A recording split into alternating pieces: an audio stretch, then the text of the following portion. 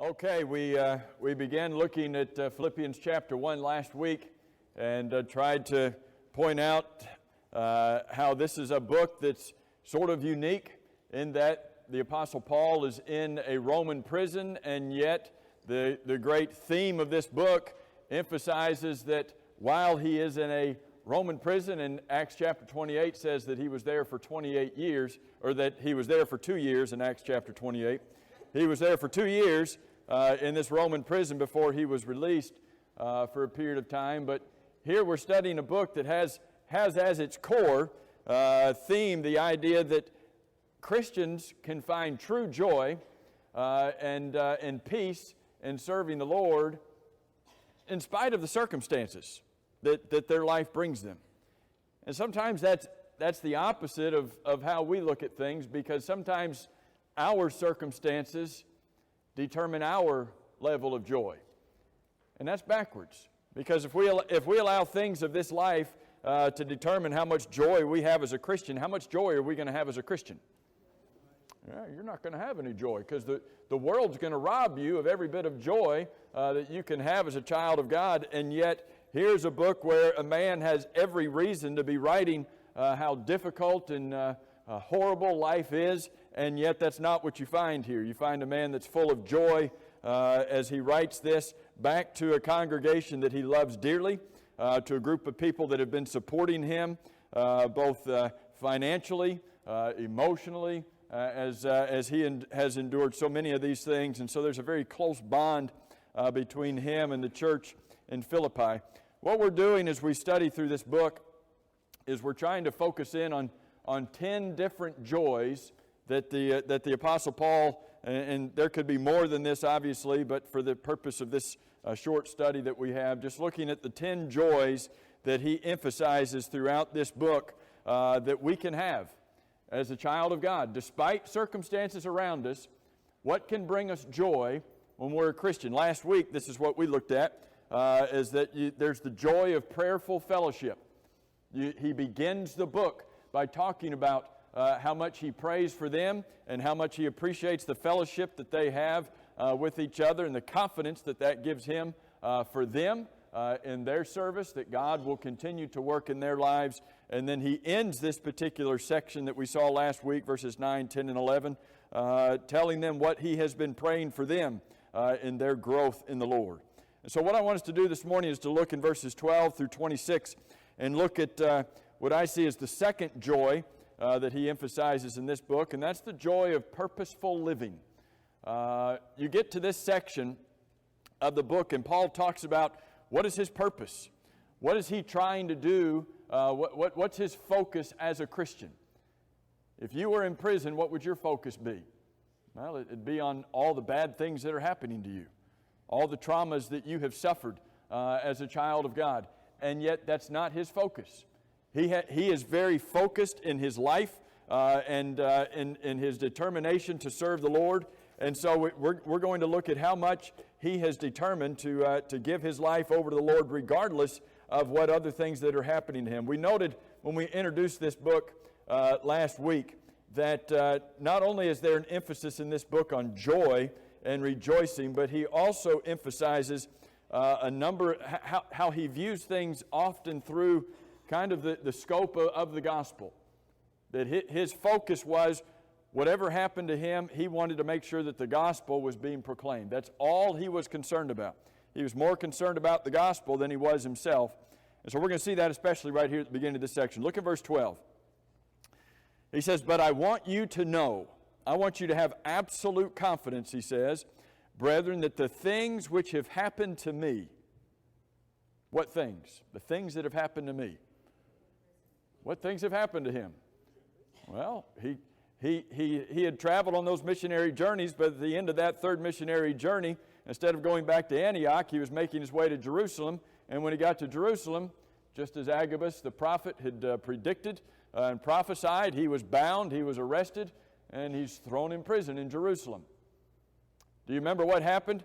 That he was transported.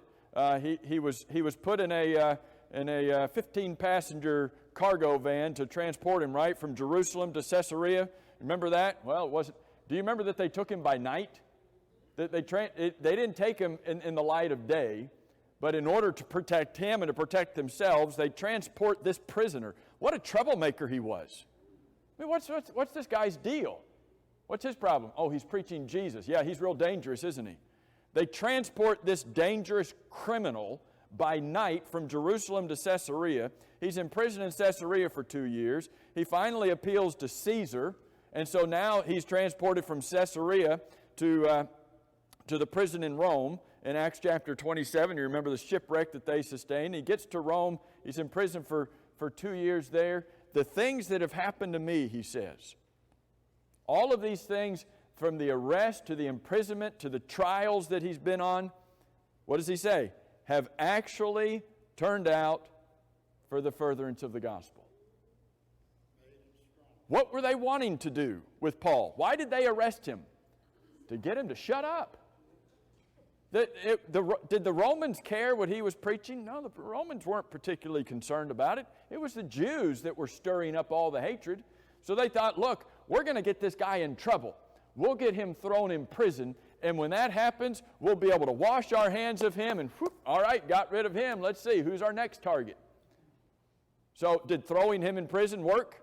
Did that stop? Did just shut up everything that was happening with the gospel? He says, no. In fact, it caused the gospel to be furthered even more than if I was not in prison. I want you to think about that. How does that work?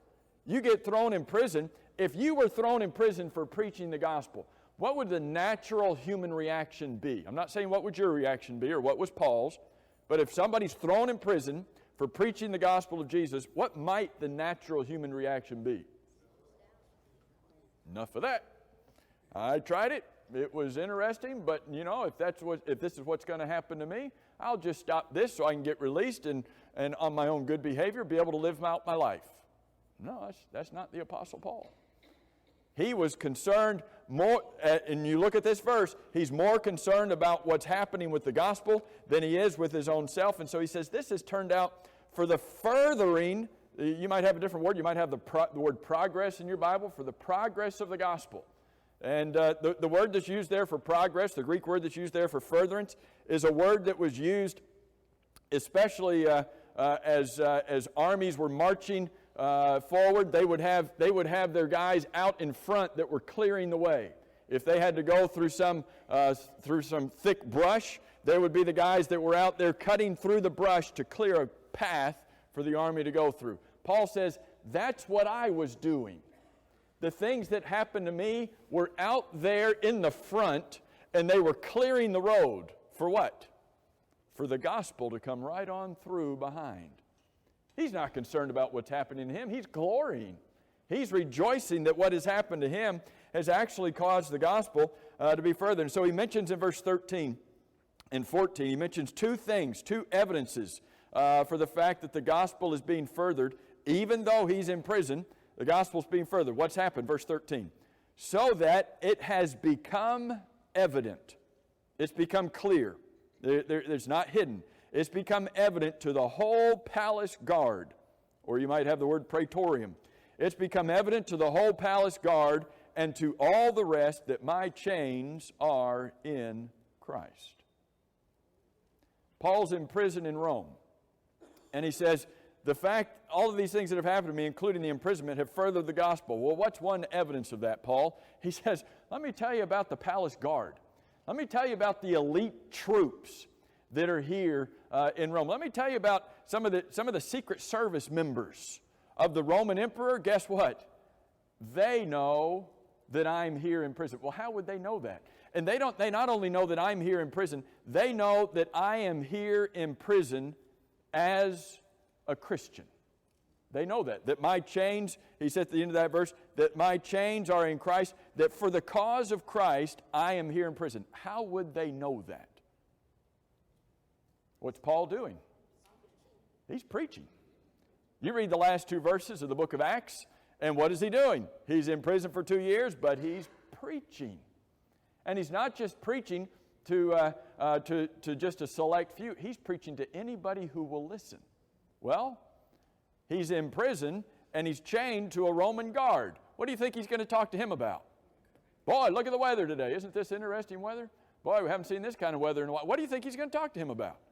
He's going to talk to him about the gospel. What happens the next day when there's a rotation of the guard and he gets a new guard chained to him? Hey, how you doing today? How's your mama doing? Hey, where are you from? What's he going to talk to him about? He talked to him about Jesus. What happens the third day when there's a rotation of the guard? He says in verse 13, the gospel is being furthered because the whole palace guard knows that I'm here as a Christian, and I've had an opportunity to talk to them. Look in chapter 4, verse 22 for just a second. When as he ends, as he concludes, oftentimes his letters, he'll send greetings. Look at verse 22. He says, all the saints greet you, the saints from Rome, where he is. All the saints greet you, but especially those who are of Caesar's household. Okay, so he's not only preaching the gospel to the guards. He's not only does the praetorium guards, the elite troops, not only do they know that Paul is a prisoner and there because he's a Christian, he's converting some of these individuals. The saints greet you, and especially the saints of Caesar's household.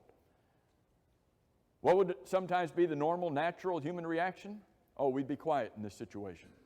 What's Paul doing? He's opened the door so that the gospel, not Paul, so that the gospel can come on through and be preached even to the palace guard. Paul's mentality here is not one of complaint. Paul's mentality here is looking at the providence of God. Would Paul have had an opportunity to preach to that guard and then the next guard and then the next guard? Would he have had that opportunity if he hadn't been arrested, thrown in prison, transported to Caesarea, transported to Rome, put in this prison, chained to this guard? Would he have had an opportunity to preach to that guard? No, not likely. So he sees the providence of God at work to say, thank God that I got to talk to that guy and that guy and that guy and that guy. What an attitude to have. Do we have that kind of attitude? That no matter the circumstances of our life, that we see opportunities for the gospel to be proclaimed. So he says, verse 12, the gospel being furthered. Well, how do we know that? Verse 13, what evidence? The whole palace guard knows it. Second evidence, verse 14. And most of the brethren, not all of them, but the majority of them, having become confident by my chains. Here's the brethren. Their confidence is in the Lord, but their confidence is in the Lord, and their confidence comes from the chains of Paul from his imprisonment. Most of the brethren who are here are much more bold to speak the word without fear. Why would that be? I want you to think about that for a minute. There were Christians in Rome already before Paul got there. He did not establish the church in Rome. It was already there. But Acts 28 says that the brethren were coming to greet him and to meet him and to visit with him, and he's preaching to them. How would Paul's imprisonment embolden them, strengthen them to preach? Wouldn't they be quiet? This could happen to me. If I preach, I could be in here with Paul. I think I'll be quiet. What is it about what's happening that's causing them to be more bold to preach? What's happening to Paul is working. What else? What else would cause them to be more bold, to get out there and to preach, to have more courage to preach than they had before? The joy that they had and that they're seeing. What'd you say, Jackie?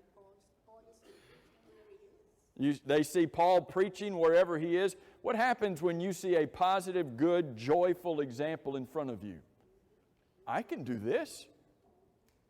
If he can do this, what am I doing? I'm outside. He's inside and preaching. What should I be doing? I'm out. And so they're much more bold to preach. So what does he say in verse 12?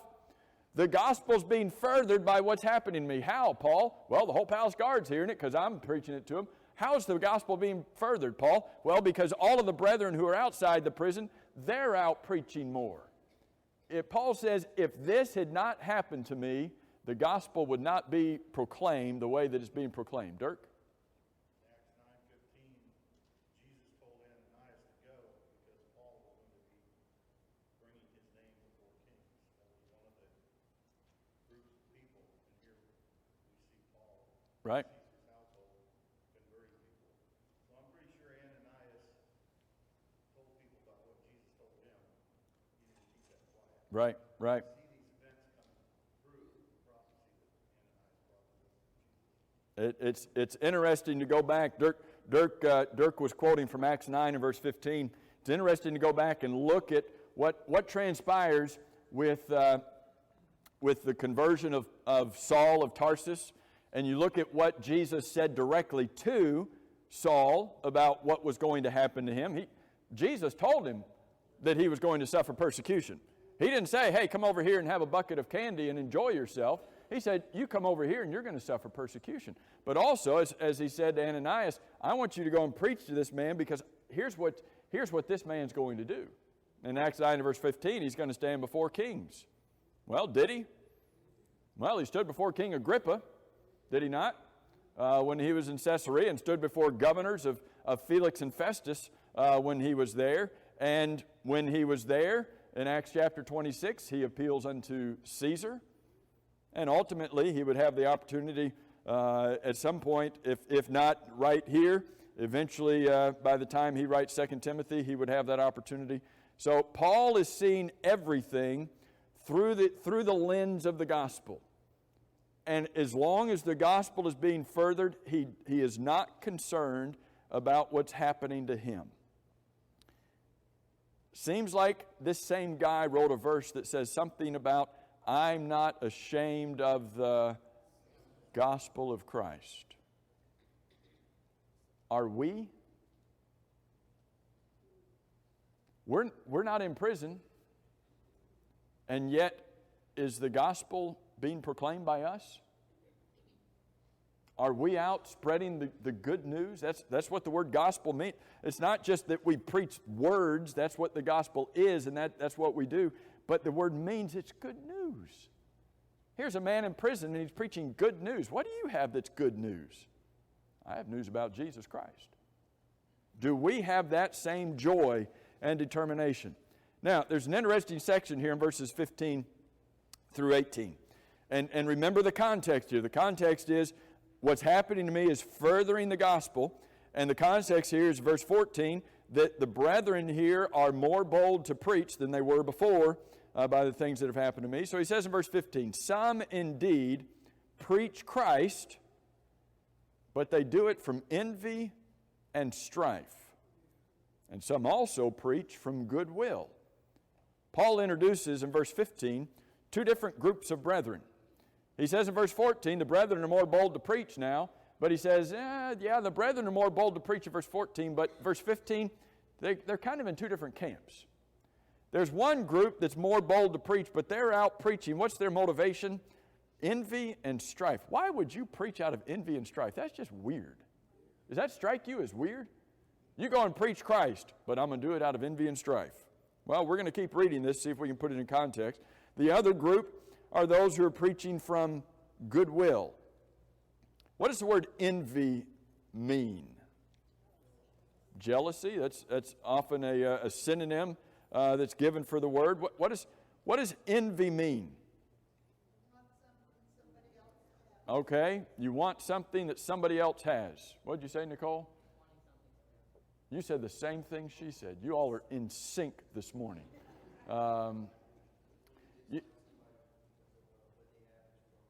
Yeah, you see somebody else, you see what they have, and there's, it's not just wanting what they have, it's a dislike and a displeasure, and you're upset about what's happening. Why would somebody preach with that kind of motivation? Why would somebody preach out of envy and strife? You might not have the word strife. Is there a Bible that has the word rivalry? I can't remember if that's what the word means. You got the word rivalry? So think about that. They're out preaching Christ out of rivalry. Boy, that sounds kind of weird. Paul was receiving quite a bit of attention, wasn't he? And he's being successful in what he's doing. So there comes some brethren and say, hey, we can do that. Out of envy and strife, they start preaching Christ. Some others start preaching out of goodwill. Now, verse 16 and 17, depending on your translation, are in a different order. and I'm going to read verse 16 here, but if you've got a New American Standard or an ESV, you might drop down to verse 17, because my verse 16 is going to be your verse 17, and then vice versa when we get to the next verse. But he says, the former, who's the former? The ones who preach out of envy and strife. The former preach Christ from selfish ambition. What? Why would you be preaching Christ out of selfish ambition and not sincerely? Well, he says at the end of the verse, supposing to add affliction to my chains. So there's that rivalry part. There's that strife part. There's that envy part. They look at what's happening to Paul and they want to sort of stick it to him. Kind of a strange motivation, isn't it? But I want you to see what it says about them. Verse 15 says, look at verse 15. Some indeed preach what? They preach Christ. Verse 16, or maybe your verse 17, New American Standard ESV, the former preach what? Christ. What are they preaching? They're preaching Christ. I want you to see in these verses that the focus here is not on the content of their message. Do we get that? The focus here is not on the content of what they're saying. They are preaching Christ. And that's what you have in verse 15. Some are preaching Christ out of envy and strife. Some are preaching Christ out of goodwill. What's the message? Their message is the same. They're all preaching Christ. The end of verse 14 says they're speaking the word. It's all the same, but their motivation is different. Verse 17. Or if you've got New American Standard ESV, it's going to be verse 16. Verse 17, but the latter, those who are preaching out of goodwill, the latter preach out of love. Not out of selfish ambition. They're preaching out of love, no doubt love for Paul and certainly love for the Lord. The latter preach out of love, knowing that I am appointed for the defense of the gospel. What do they know? They know what Paul's motivation is for preaching. And Paul says, they know that I have been, the old King James says, I have been set for the defense of the gospel. And that word set led to a lot of sermon illustrations that talked about how you pour concrete and you wait for the concrete to set. And Paul, in that sermon illustration would say, Paul had poured the concrete, and when he stood there and allowed that concrete to harden, he was set for the defense of the gospel. Meaning what? Where's he going to go? He's not moving. That's what he's going to do. But the word is more than just that there was something firm there and that he was standing firm on it, but it means that he was appointed for this. And that goes back to Acts chapter 9 in the passage that Dirk was talking about and Paul's recounting of that in Acts 22 and chapter 26, that why did Christ choose Saul of Tarsus? He appointed him for the defense of the gospel. Now notice what the phrase the gospel again, that's his focus. And he says, these other brethren, they preach out of love. They know what I'm doing. I am set, I am appointed, I am here for the preaching and the defense of the gospel. Does that apply to us too? Have we been appointed to defend the gospel? Yes. So we have been appointed to preach the gospel, but not just preach the gospel, we've been appointed to defend it when it's not being preached, or defend it when something false is being spoken, or defend it when it's being attacked. So here's the Apostle Paul. He's in prison, but what's his focus? I want the gospel proclaimed, and I want the gospel defended. What's our focus? Do we have that same determination? Yes. We need to. So verse 18. Verse 18 says, what then? Paul's saying, so what do you think I think about this? What then?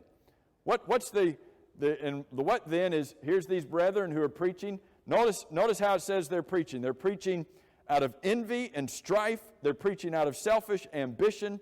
Verse 18 says they're preaching in pretense, which means they're kind of disguising their motive. They're not letting their motive be known. But on the other hand, there are people preaching out of goodwill. They're preaching out of love. And verse 18 says they're preaching in truth. So Paul says, how do I look at this? What then? Only that in every way, regardless of the motive, whether the motive is in pretense or whether the motive is in truth, he says, regardless of the motive, what's the focus? Christ is preached. And in this I do currently continually rejoice, and yes, I will keep on in the future rejoicing. Paul, these guys are out to get you. These guys are out, they're doing this to bring you harm. Paul says, it's not about me. He says, the biggest thing is that Christ is being preached. Verse 18 has been misused by a number of people over the years to say, well, if there's this group over here and they're teaching something different, but you know they love Jesus and they're trying to bring other people to Jesus. They're not preaching the truth, but they love Jesus and they're trying to bring people to Jesus. Well, what then? What's that to us? Why should we be? Paul wasn't concerned about those brethren who were preaching out of selfish ambition and envy and strife. So why should we be concerned about those people over there? People have misused verse 18 to try to teach that. But remember the focus of this passage? Paul's not talking about a difference in content. He's focusing on a difference in motivation. What was the content? Christ is preached. They were all preaching the same message. Their motivation was different, but the message was absolutely the same. And so don't let somebody come to verse 18 or this section in general and misuse it to talk about, well, there's this religious group over here, and boy, they don't really preach the truth, but they love Jesus. And wait a minute. That's not what Paul's talking about. He's talking about people who are preaching the truth, but their hearts aren't right about it. Gary? Maybe an example of that could be if a preacher is preaching the truth and people are following, but he gets built up in his compliments and how good a job he's doing, but yet people don't really see that if he's got this thing in his head. Sure. He's not doing it for the right reason. Sure. And that can happen. You know, Gary mentions that even preachers today can be preaching the truth and yet not be doing it for the right motivation. Might be doing it for themselves. Gary mentions get caught up in themselves in that process, and that's the truth. But Paul's focus here is, I want Christ to be preached. Now, what does it mean to preach Christ? What does it mean that they would preach Christ?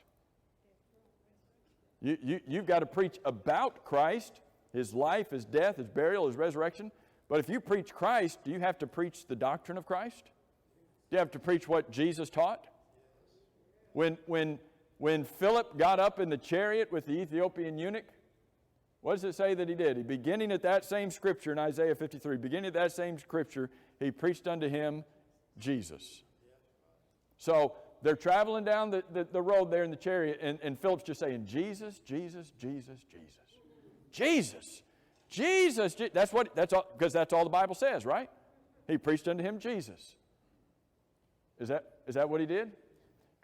The very next verse says, they came to a part where there was water, and he said, look, here's what, wait a minute, I've just been preaching you about Jesus. Why are you talking about water?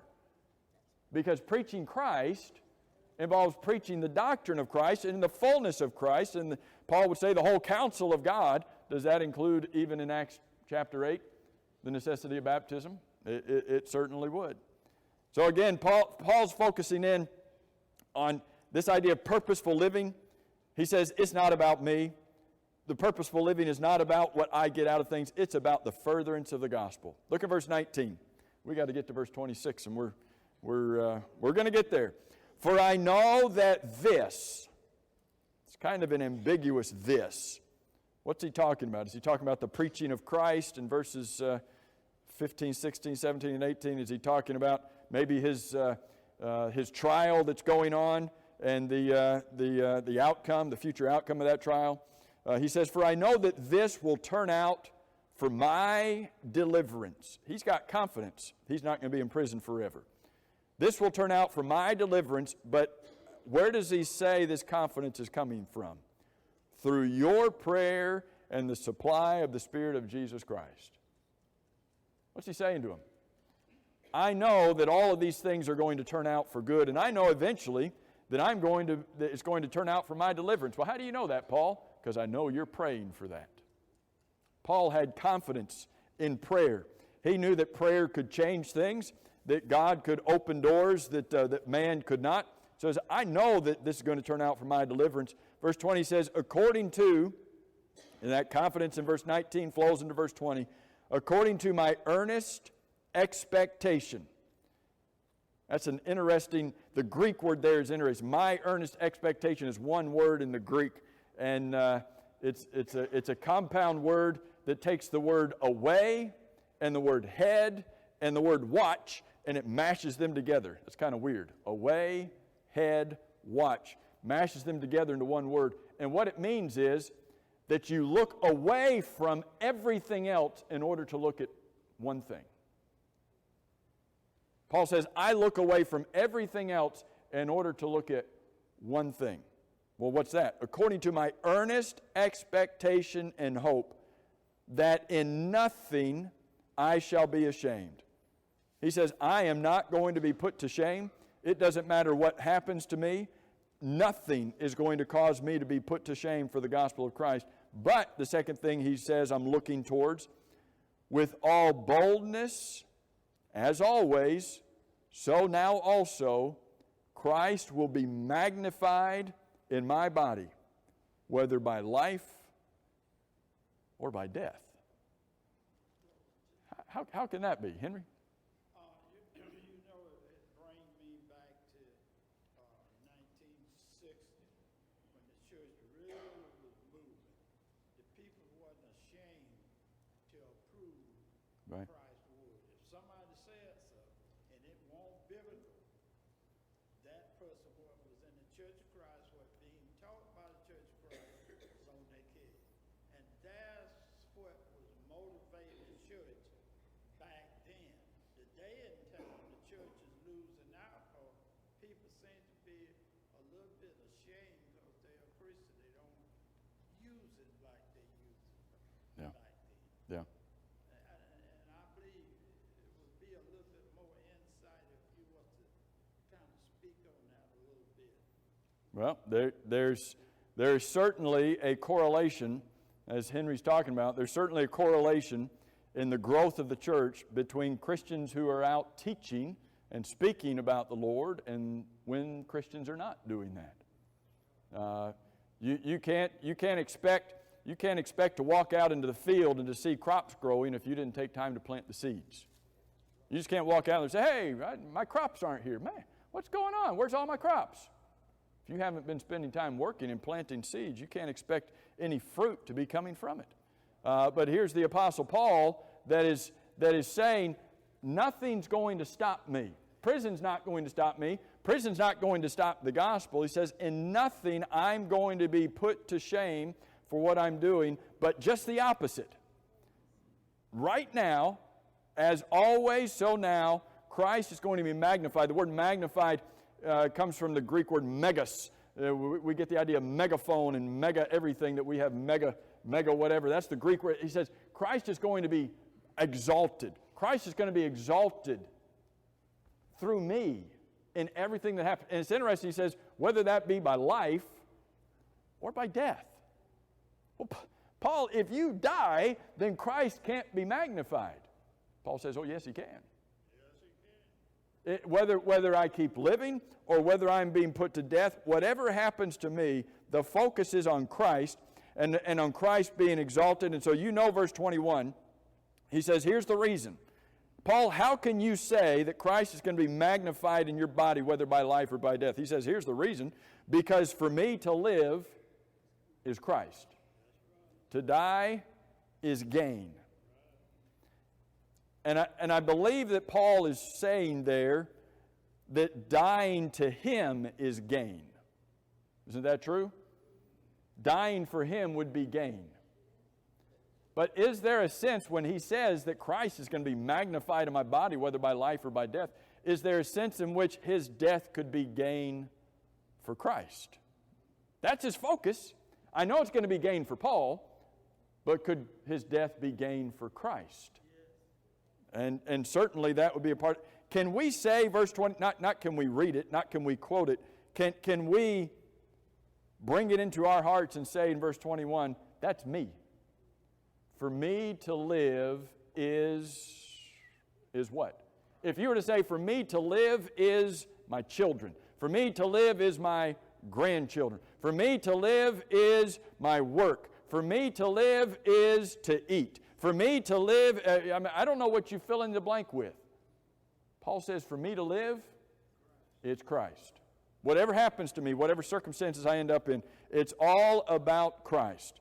So he says, if I live, that's what it's about. Now, if I die, well, that's just going to be gain.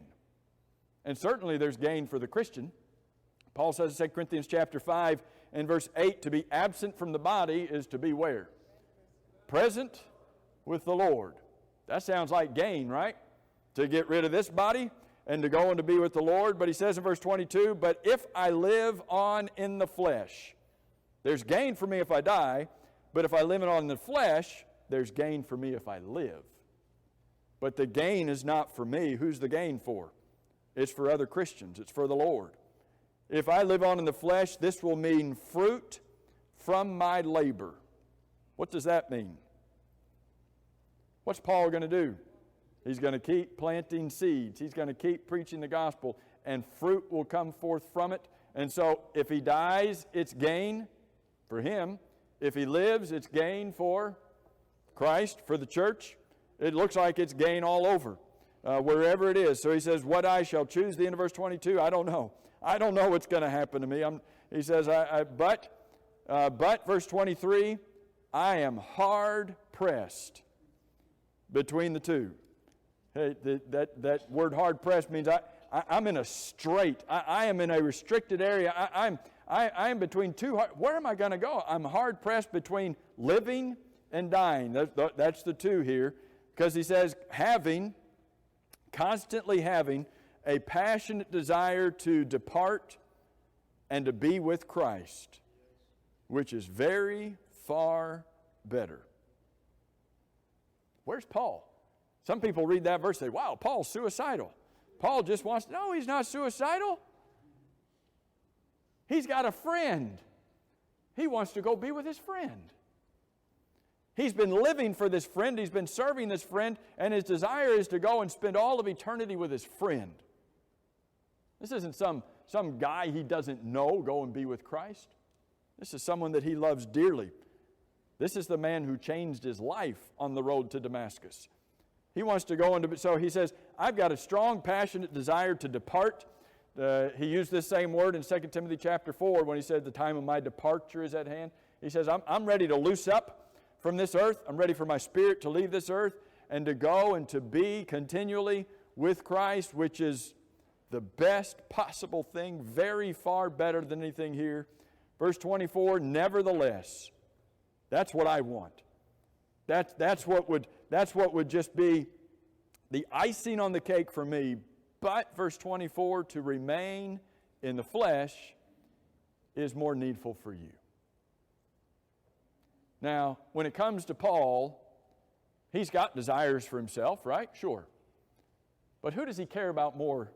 Him or the church? Him or lost souls? Him or Christ? Sure, he's got his desires, but he says, you know what?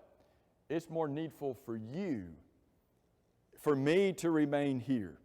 And so that's what gave him confidence that he was going to continue. So he says in verse 25, and being confident of this. He had absolute confidence in Christ. I know that I shall remain and continue with you all. Although I'd love to go and be with Christ, I know that I shall stay here with you. I will stay here and continue to serve with you and for you. Now look at the end of verse 25. For your progress in the faith. For your progress in the faith. The word progress here is the same Greek word for furtherance back in verse 12. Remember what we saw in verse 12? That the things that have happened to me have actually turned out for the furthering of the gospel. Remember what that word means, that Paul was cutting ahead, that he was clearing a path for the gospel to come through? That's the same word he uses here now. He says, if I stay here, I know that it will be for your progress, for the clearing of the way, clearing the path, so that you can walk right behind me in the faith. And not just for your progress, but and see the word joy, that key word in verse 25, that you might progress in the faith, that you might have joy in the faith. There's only one gospel, and Paul says we need to progress in it. We need to have joy in it. We don't need to be ashamed of it. Verse 26, that your rejoicing for me in the preaching of the gospel, in the being freed from prison, that your rejoicing for me may be more abundant in Jesus Christ by my coming to you again. Paul writes this letter, and he's giving them a number of reasons to find joy as a Christian despite all circumstances of life. He says, here's something that we need to focus on. In this section, I think he's saying, we need to have joy in purposeful living. Did Paul live with a purpose? He wasn't out there aimless. He wasn't out there, well, I think I'll focus on this today and I'll focus on this. No, he had one focus of his life, and that's Christ. He says, for me to live is Christ. When all these other people are trying to do me harm, what am I concerned about? Christ is preached. That's his purpose. So he says, while I'd love to go and be with Christ, my purpose is the furtherance of Christ on this earth, and that's all that I want. Question is, can we say that about us? Paul's a tremendous example to us about all the things that the world would bring into our lives and the circumstances of life that would dictate our joy. And Paul says, forget the circumstances. What's your purpose for living? Make it Christ in everything that you do. Thank you all for your very good attention this morning.